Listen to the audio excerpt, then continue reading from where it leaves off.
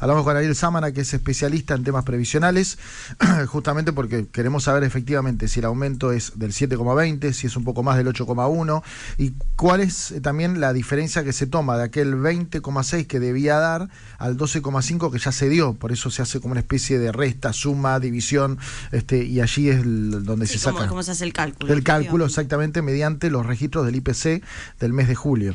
Y hay mucho por preguntarle al especialista, porque, digamos, estamos hablando de una recomposición, pero hay jubilados, la mayoría de los jubilados, que vienen perdiendo durante años, muchísimos años, y eso no se va a recomponer. Se podría recomponer lo de este 2024. Ariel, ¿nos escuchás? Sí, ahí te escucho. Ah, perfecto. Menos mal que sí te WhatsApp, Menos mal que sí te WhatsApp.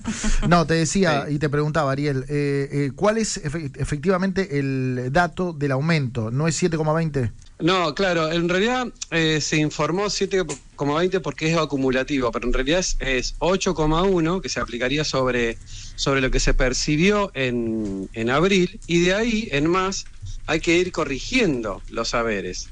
O sea, en abril el que cobró la mínima debe haber cobrado 171.000 pesos, se va a 181, y de ahí hay que ir corriéndola, ¿no? Con todos los aumentos que hubo después en mayo, junio, julio. ¿Está? Está. Termina siendo casi 300.000 pesos, 300 y pico. Hoy por hoy debería ser, ¿no? Uh-huh. Cosa que no...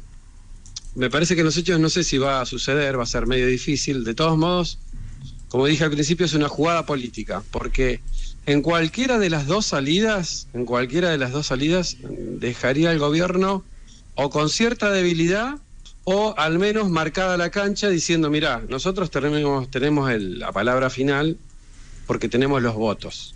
Porque concretamente ayer en la votación del Senado quedó claro quiénes están realmente, que son el núcleo duro del gobierno. 7 votos nada más. Exactamente. Sí, fue un escándalo esa votación, en el sentido de la diferencia. Y en este sentido, tenés aparte, más... si vamos al caso, fíjate que es una marcada de toda esta jugada es política. ¿Por qué? Porque votaron la ley bases, y la ley bases es un tiro a los pies a los futuros jubilados. ¿Por qué? Porque dentro de eso tenés el perdón a los empleadores respecto a las deudas de aportes y contribuciones, el plan de pago para los trabajadores de aquellos que deban aportes, que están trabajando en relación de dependencia y dicen, bueno, yo quiero garpar mis aportes que no me hicieron. Bien, eso va a servir para pagar aporte, pero no para el cálculo jubilatorio. Con lo cual, si votaron eso... no deberían haber votado esto, supongo yo, por ejemplo. Claro, exactamente. Milei veta, lo dijo ya, no hay vuelta de que se apruebe, que no se vete lo que pasó ayer. Sí, sí, ya lo había advertido, que va a vetar por un tema, porque el gobierno entró con esta premisa, entrar a tener un déficit cero o un superávit, que den los números, y eso a costo de lo que sea. Y como ven los costos ellos, dicen, che, esto nos lleva unos puntos porcentuales del PBI. Bueno, entonces no lo vamos a aprobar. ¿Es un 0,43? ¿Es correcto el número? Eso dijo el Congreso, sí, la Oficina de Evaluación Financiera del Congreso dijo eso, el gobierno dice otro número un poquito más. De todos modos, recordemos que las jubilaciones y pensiones se forman por el aporte y contribución de todo el espectro de los trabajadores, tanto independientes como en relación de dependencia, y con algunos impuestos, como por ejemplo, ustedes ven que va aumentando el combustible, bueno, hay un pedacito que se lo lleva para la parte previsional, con lo cual el dinero está, el tema es la utilidad, el destino con que se le da el dinero. Ahora, es un problema que no está resuelto, que debería ser la caja de forma autónoma, por lo menos debería ser autónoma de las cuentas públicas, digamos. ¿Y hasta cuándo se puede sostener el método bono hacia los jubilados y pensionados? No, es que el método bono va enlazado con esto, porque se va a ir licuando. Si vos te fijás, plantearon un tema que tenía que ser el 1, si no me equivoco, el 1,1 creo que es, o el 1,9 de la canasta básica del adulto, ¿no? Sí. Es el haber mínimo. Si vos sacás la cuenta, termina superando prácticamente, inclusive incorporando todo lo que va en el aumento del bono. Inclusive, si vamos al caso y si sacás las cuentas, te vas a dar cuenta que el salario mínimo vital y móvil de un trabajador es menor a esa jubilación mínima. Fíjense el mamarracho que se está dejando, ¿no? Sí, o sea, un trabajador que hoy por hoy cobra con el salario mínimo, que está en 200 y pico, cobraría más de jubilado que de trabajador. Es una locura. Es una locura. Por donde se lo mire, es una locura. Y por otro lado, si vamos al caso, vamos a la otra punta. Sí. Vos sos un trabajador que ganás 5 millones de pesos, porque hoy normalmente vas a ver un montón de trabajadores con buenos cargos que ganan 3, 4 millones, 2 millones. Resulta que la jubilación máxima está en 1.500.000. Y si la jubilación mínima va a estar en 300 y pico, va a haber una distancia de 5. Nunca hubo tanta poca distancia entre la jubilación mínima y la jubilación máxima. Queda claro. Con lo que se publicó hoy en el boletín, ¿podemos repetir los montos para septiembre? Porque justo se había cortado, Ariel. Sí, ya te los digo, sí. Para que lo leo, porque lo tengo acá. Es para jubilación mínima 234.540, más el bono 304.000 pesos. Ajá. ¿Ah? Y la jubilación máxima 1.578.000 pesos. La PUAM, que es la prestación adulto mayor, que es el 80%, va a ser 187.632 pesos. Recordemos que el que cobra la PUAM no puede cobrar ninguna otra cosa, más el bono. Supongamos que, Ariel... Eso da 2.57. Y después otro temita que quería aclarar, que hay muchos en Bahía. Esto no tiene nada que ver con el beneficiario de IPS, el trabajador municipal, el del hospital jubilado o la docente jubilada. Bien. Te quiero preguntar, supongamos que el presidente no veta esta medida. ¿A cuánto se iría la jubilación mínima? Y se va aproximadamente, ya te lo digo. ¿250? Mirá, se va aproximadamente garantizado con el 1.09 a 3.17. Ah, perdón. 3.17 con el bono, claro. Con el bono. No. Esto es completito, digamos. 317.000 pesos 704. Con el bono incluido. Por eso, con el bono incluido. En los 70 va a 3.17 704, que sería el tope. Está. Claro, por eso. Pero digo, sin el bono, 251.000 aproximadamente, ¿está bien ese cálculo? Sin el bono actualizado con este índice, nos vamos a... Esto estamos hablando de la jubilación mínima garantizada con el 109. Exacto. Estamos suponiendo. Esto es para que cobra un único beneficio. Si vos cobras 2 beneficios, te va a 2.91. Pero si vos cobras un único beneficio, te irías a 3.17, que sería la canasta básica del adulto, una persona adulta. 317.000 pesos. ¿Está? Ok. Sí. Ahora, Ariel, ¿viste los proyectos que se fueron presentando en la Cámara de Diputados? ¿Sí? Toda la gama que hubo. ¿Hay alguno que era más conveniente que este? ¿Este es el mejor que había? Mira, este en realidad viene a ser un parche de compensar toda la erosión de la inflación que hubo a principio de año, principalmente, ¿no? Y tiene una parte que está buena, que a mí no me parece mal, porque hay una parte que compensaría con el 50% del aumento promedio del RIPTE en marzo. El RIPTE es la remuneración imponible para trabajadores estables. ¿Por qué es esto?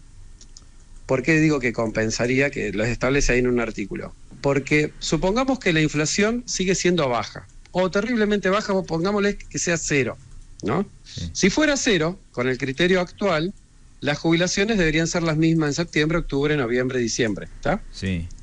Pero supongamos que hay un aumento, porque hay recomposición en los salarios, y hay un aumento en los salarios, que el aumento de salario supongamos que sea 50% de acá hasta marzo. Sí. Bueno, la mitad de ese aumento, el 25%, se le incorporaría como compensación a la jubilación. Quedaba 0 porque no había inflación, supongamos, porque en los hechos no hay inflación, supongamos. Sí. Entonces, de esa manera, no queda tan descalzada la jubilación, que queda siempre solamente atada a un solo índice. Que es lo mismo que pasaba al revés hasta marzo de este año. Sí. Recordemos que hasta marzo de este año no estaba atada a la inflación. Por lo tanto, había una inflación galopante, que recordemos que los jubilados ya fueron perdiendo hace mucho tiempo, porque la inflación viene ya hace más de 1 año y medio, 2 años, fácil, en grandes números. Entonces era algo que se pedía que se compensara con IPC, con inflación. Pero claro, se puso el aumento por inflación en un contexto de baja de inflación. Que es lo que está sucediendo. Que vos decís, che, escuchame, le damos ahora el aumento por inflación y se están quejando los jubilados y pensionados. Claro, se están quejando porque ese 4% que están dando ahora es nada partiendo de un monto bajo de 200 y pico mil pesos. Claro. Increíble. Ariel, esta decisión, en caso de que, insisto, no lo vete el presidente, no recompone la pérdida de años anteriores, está claro, digo, lo que sí... Tal cual. Eso siempre deja las puertitas, además de varias cosas que salen en la norma, Sí. nos dejan las puertitas a nosotros los abogados para hacer juicio, que vos decís, che, la industria del juicio previsional, ¿cómo está? Y mirá, en la medida que vayan haciendo todos estos parches, recontraparches, que son parches encima que no son para todos, porque eso es lo que sucede después con el tiempo, que vas a tener un jubilado que dice, che, ¿cómo puede ser que yo estoy como recontraplanchado y hay otro que me dice está cobrando mucho Claro. mejor que antes? Sí. Claro. Tal cual.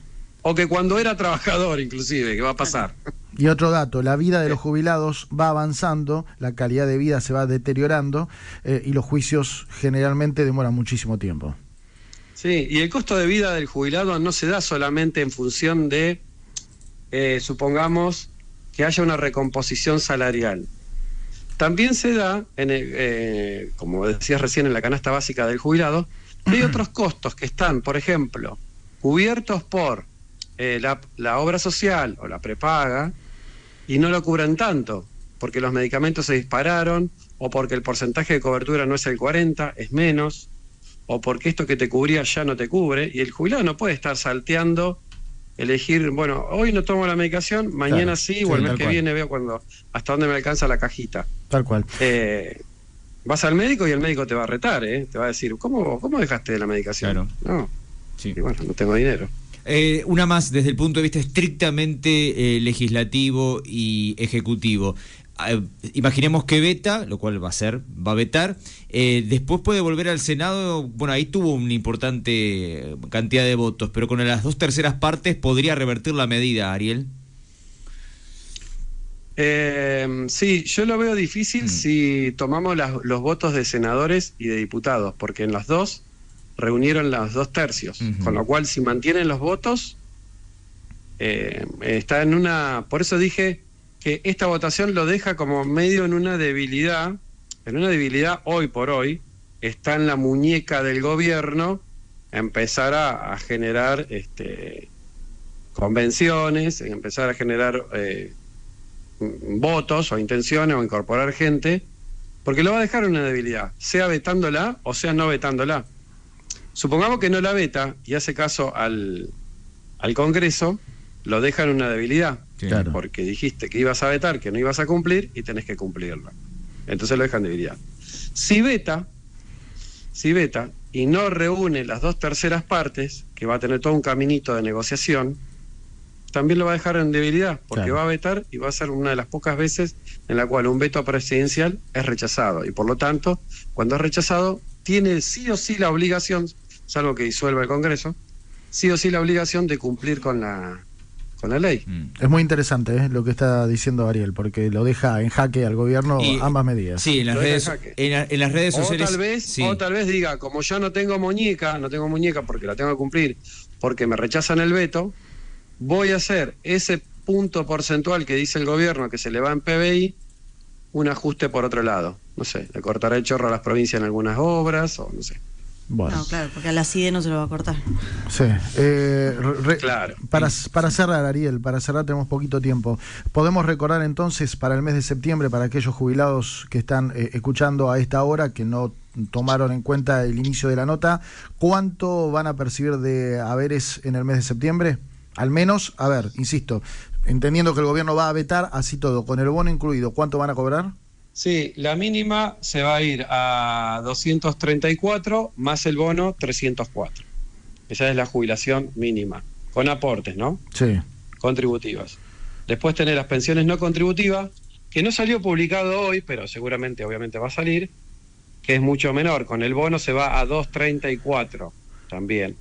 Es 164 más 70. Bien, gracias por atendernos, Ariel, muy claro como siempre, muy preciso e interesante porque abarcás lo estrictamente, digamos, la temática de derecho previsional y también lo político, y realmente es interesante conocer de primera mano. Abrazo grande. Sí. Bueno, muchas gracias.